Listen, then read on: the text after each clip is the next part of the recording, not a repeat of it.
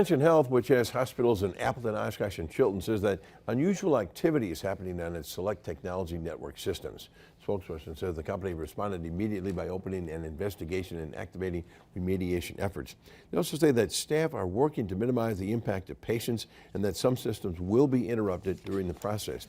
The spokesperson adding, now quoting, "We have notified the appropriate authorities and are working to fully investigate what information, if any, may have been affected by the situation. Should we determine that any sensitive information was affected, we will notify and support those individuals in accordance with all relevant regulatory and legal guidelines."